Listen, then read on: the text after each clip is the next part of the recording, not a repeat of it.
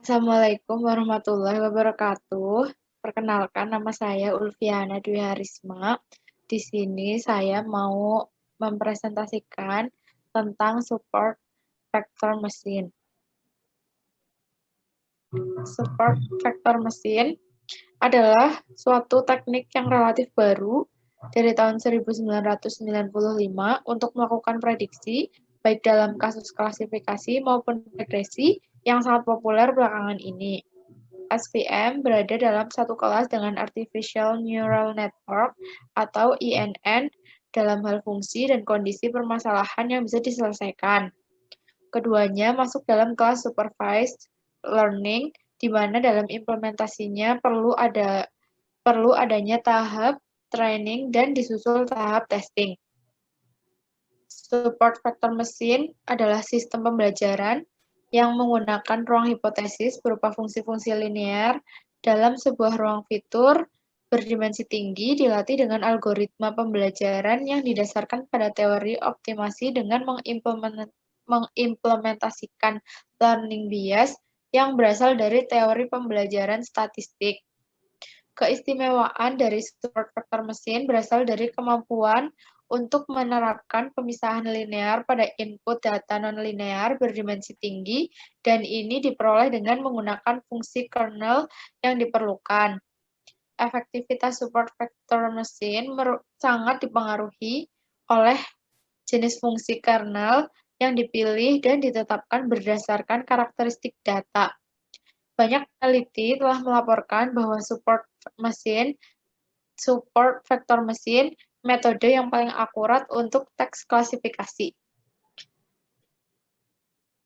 Karakteristik support vektor mesin. Yang pertama ada secara prinsip SVM adalah linear classifier.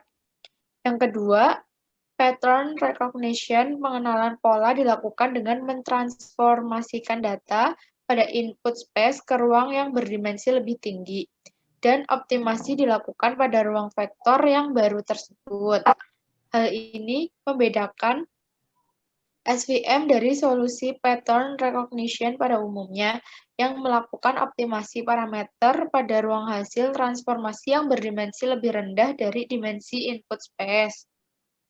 Kemudian yang ketiga ada menerapkan strategi Structural Risk Minimization SRM. Yang keempat, prinsip kerja SVM pada dasarnya hanya mampu menangani klasifikasi dua kelas. Kelebihan support vektor mesin, yang pertama ada generalisasi. Generalisasi didefinisikan sebagai kemampuan suatu metode untuk mengklasifikasikan suatu pattern yang tidak termasuk data yang dipakai dalam fase pembelajaran metode tersebut. Yang kedua ada curse of dimensionality.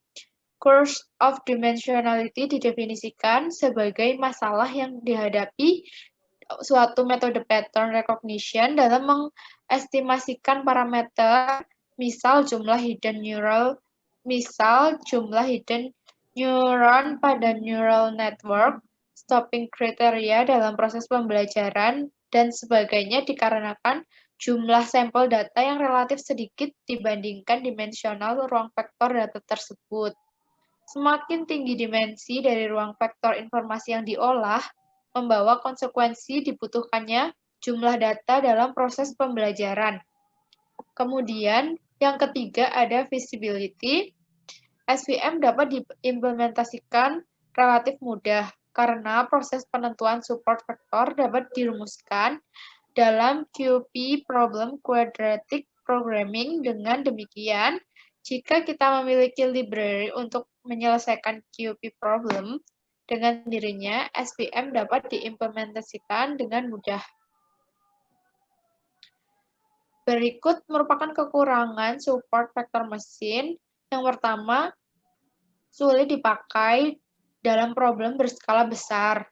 Skala besar dalam hal ini dimaksud dengan jumlah sampel yang diolah. SVM secara teorik dikembangkan untuk problem klasifikasi dengan 2 kelas atau lebih. Namun demikian, masing-masing strategi ini Masing-masing strategi ini memiliki kelemahan sehingga dapat dikatakan penelitian dan pengembangan SVM pada multi-class problem masih merupakan tema penelitian yang masih terbuka.